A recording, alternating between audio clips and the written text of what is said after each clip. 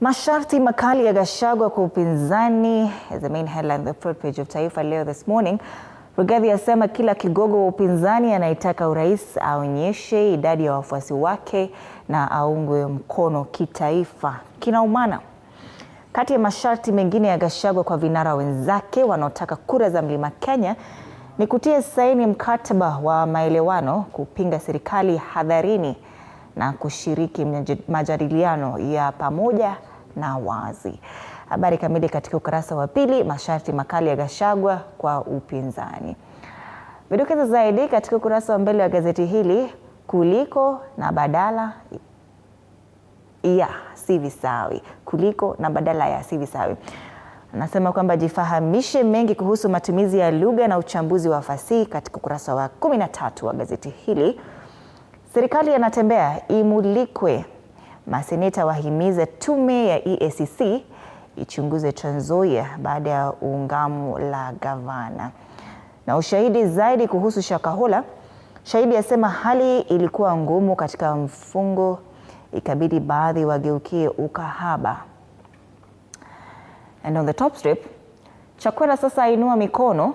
Rais wa Malawi akubali kushindwa na mkongwe Mutharika. Na vile vile masuala ya siasa huku nyumbani. Kauli ya Raila yatikisa kambi ya Ruto. Raila amedokeza kuwa huenda ODM ikawa na mwaniaji wa urais katika kura za mwaka 2027. Taifa Leo asubuhi ya leo. Tukitoka kwenye Taifa Leo, we take a look at the standard one-word headline, insensitive, na alama za dukuduku. It's about the Haiti mess. The family of slain officer Benedict Kabiru was still pleading with police bosses and petitioning the courts for answers when President William Ruto dropped a bombshell at the UN General Assembly, declaring Kabiru among 3 Kenyans killed in Haiti. The revelation blindsided relatives who insist they were never formally informed. For months, they had endured silence from the state, the Inspector General, and even the Attorney General's office. Now they are left reeling, grappling with not just Kabiru's death, but a chilling reminder of a government that buries truth in protocol, forcing grieving families to learn of their loved one's fate from international podiums. And you can imagine that you've been looking for your loved one, munaambiwa nyingo jeni tutawaambia, alafu nasikia president kwa akisema huyo alienda. Yeah, alienda huyo, hayuko. So, and this is the president speaking at the UN General Assembly in New York 2 days ago. He said, I must use this opportunity to honor the Kenyan officers, Samuel Tompei, Benedict Kabiru, and Kennedy Nzumbi, who lost their lives in the line of duty. And that statement, through that statement, that's how Kabiru's relatives knew, okay, fine. Oh, so ni ukweli, he's no longer with us. And one wonders, what was the big deal? You just tell them that, yeah, kule kuliharibika. So, because they understand this. Some of these jobs, they understand that once you go for such a mission, anything can happen. So they also quote the missing officer's mother, Jacinta Wanjiko, there on the front page, whose picture is there on the front page, and say, why do I have to learn of my son's death through social media and from a speech abroad? Since May, we have knocked on doors seeking answers in vain. What exactly are they not telling us? Yes. For May, and many questions there than answers. On the inside pages, kuna hadithi nyingi sana. Kuna moja hapa inasema star athlete's ex-husband grilled over his property. Waliachana lakini akona fedha mingi sana. Hiyo kesi iko kotini. Alright. Maswala ya siasa kule ndani. Matiang'i's rival meetings trigger loyalty crisis within opposition. This is one of the things we'll be talking about, including the fact that Wiper will be fielding a number of candidates in the mini polls and the trouble in Kasipul as they prepare for the mini elections of November 27th. On the back page, Matter Sports, ni kama mambo ya World Athletics Championship imeisha kabisa, tumesahau and we've moved on. Lakini wanaongea kuhusu Ekitike. He's apologized to Liverpool fans after stupid red card. The striker came off the bench to score the winner in Tuesday's Carabao Cup tie against Southampton. Some of the results from this week's Carabao Cup results: Liverpool beat Southampton, Lincoln City lost to Chelsea, Wolves beat Everton, Fulham beat Cambridge, Wigan lost to Wickham, Barnsley lost to Brighton, Reading lost to Wrexham, and Burnley lost to Cardiff. Pale chini wanazungumzia masuala ya Ballon d'Or. Wale fans wa Lamine Yamal walikuwa wanasema yeye ndo angeshinda nini, lakini hapa the headline reads that the disappointment of not winning Ballon d'Or will inspire him. All right, that's the Star. The Standard, The rather. Standard. That's the Standard. All right, let's take a look at the Star. Paul, Ruto, Raila parties ahead of Rigathi and Kalonzo. 16% identify with UDA. ODM is at 13% and DCP at 9%. This story is on page 2. What does it say?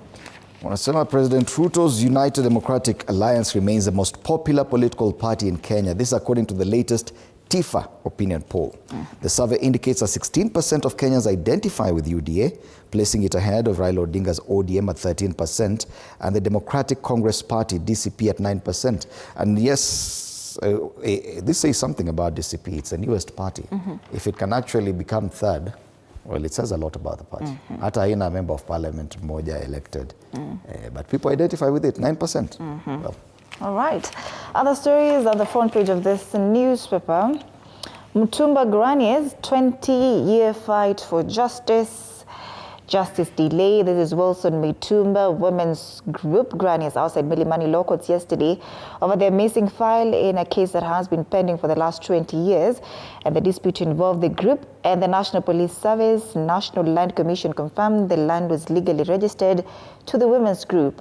The matter is pending before the High Court. And you can see how old they are. Justice delayed, clearly. Shock as driver delivers body disguised as parcel to police. Police in Murang'a are investigating the death of a woman whose body was driven to Kangari police station by a taxi driver disguised as a parcel. Police say the body of the woman who was wrapped in blankets and stuffed into paper bags. And a man allegedly asked him to deliver a package to Kangari stage, claiming someone was waiting at the bus stop for honored transportation. Oh, wow. Okay. This story is on page 3. You can take a look at it. All right. Kenyans urged to adopt snake farming to reap the benefits. We are too black for this, man. At least scientists have asked Kenyans to venture into snake farming, reiterating that the venture is a multi-billion business whose potential is yet to be explored. Nyoka. Would you? Snake farming. Ufuge nyoka kwako. Watu watakuita nini? Hiyo ni uchawi huku. Kenya Wildlife Service Director General Erastus Kanga said snake farming portends rewards. Interesting. Kuja sana. How Mbadi has clipped governor's wings on chaotic procurement is another story covered on page 4 and 5 of the Star. And there's a big read here. Gen Z protest victims cry for justice as compensation bid falters. We're no longer talking about compensation. However, there is a task force that has already been put in place for that. That's the Star this morning. Fresh, independent, different. You can grab a copy at 60 Kenyan shillings today. That's the Star. All right, let's focus on the Daily Nation, the big headline this morning. Teachers face sack over ghost learners. Education Ministry officials say an audit of learners in 32,000 schools, which has already flagged 50,000 ghost entries, will be completed tomorrow, revealing the full extent of the scandal. Authorities warn that teachers found culpable will face sanctions. That story is on pages 4 and 5. Na hapa ndo wanasema pesa za capitation zinapotea. Kuna watu 50,000 who do not exist, but the government is required to send money to schools under their names. 50,000 of them. If at all at all, ndio wanatumiwa at 10,000 shillings per term. It's a lot of money. That story is on pages 4 and 5. And this is a warning to teachers that if at all you have been involved, you face a sack or a transfer from your current posting. MPs demand prosecution of ministry officials as well, and teachers accused of abetting the fraud. So 16 billion shillings is the amount of money disbursed to schools, with 7 billion withheld as scrutiny continues. Number of primary schools that missed state funds after submitting wrong data, including 719 that filed wrong bank details. The amount of about 3,000, close to 4,000, close to 3,500 schools that are submitting wrong data. The other story given prominence here. Judicial Service Commission fights 8 trillion shilling suit on rogue judges.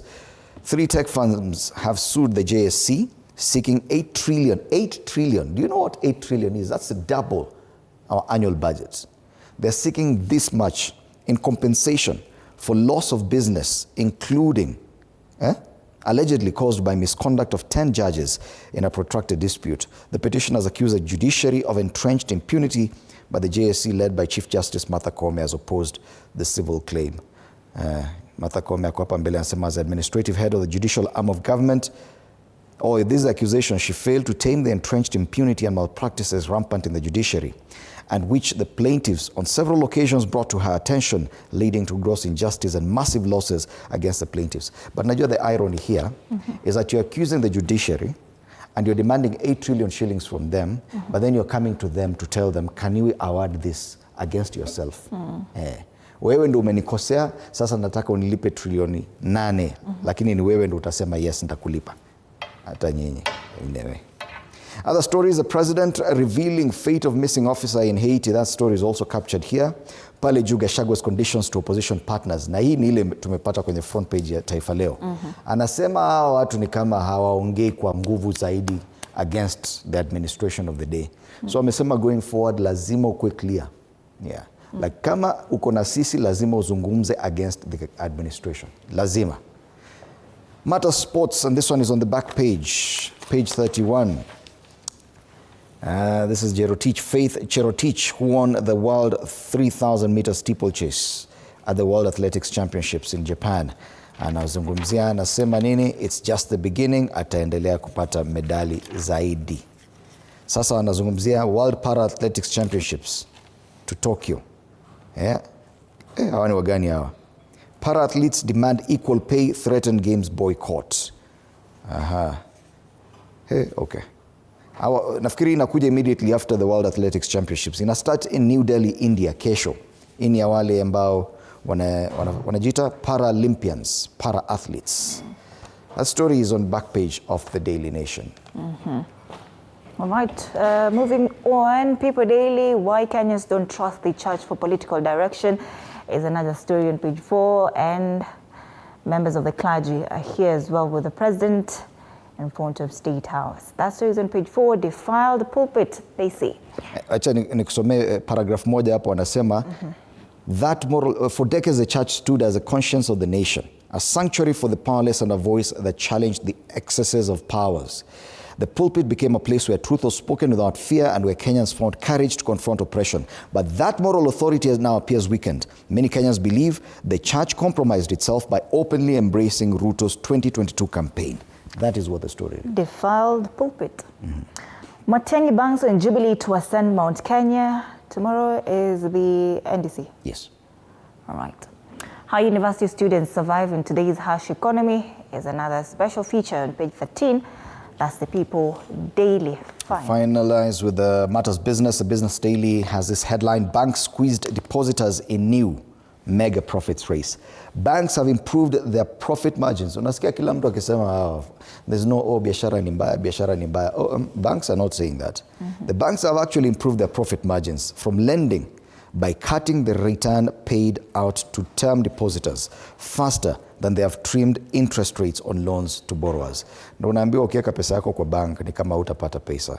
Now this is according to data from the central bank. It shows the banking industry lending margin grew to 7.17% in July from 5.56% at the same time last year, before the start of the gradual decline in domestic interest rates.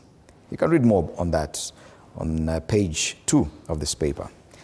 Kenya authorities approach IMF to unlock new funding, kama tunatafuta pesa zaidi kutoka Bretton Woods institutions. On the ticker, importers handed reprieve as KRA relaxes rules of origin. Kuna new rule yenye KRA ina relax that requires all imports to be accompanied by a certificate of origin, COO, exempting some items from the regulations that take effect on October 1st this year. Other stories, KCB takes over 2 farms for defaulting on 1.9 billion shillings debt. And Mombasa auction trades a first batch of orthodox tea. Why are they calling it orthodox? Mombasa auction traded its maiden batch of specialty orthodox tea yesterday in a strategy aimed at stemming plummeting fortunes from traditional black varieties. Orthodox tea. That's a Business Daily. All right. Once again, a reminder of our panel this morning on State of the Nation: Mwaulimu Wilson Sosion, Dr. Peter Mbai, and Eric Mungai. These are the gentlemen who will be helping us look at the headlines this morning, starting at 6:30. After that, we'll be having Dr. Lucas Nyabero, a member of PSK, to talk about World Pharmacist Day. The theme this year is Think Health, Think Pharmacists. Later on, understanding private mediation. We'll be having this conversation with James Mangerere. There's a difference between mediation itself and private mediation. Atatuambia mengi zaidi. Let's take a look